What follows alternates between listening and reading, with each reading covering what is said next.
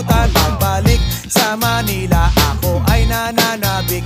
Mabaliw-baliw ako sa kanyang mga halik. Okay lang, di maiwasan na mamiss paminsan-minsan. Pero pag kami nakita, aking panggigigilan. Di ko siya titigilan when she comes. Di ko siya titigilan when she comes. Di ko siya titigilan, di ko siya titigilan, di ko siya titigilan when she comes. Kay ganda ng aming samahan at walang nanlalamig. Mas pasama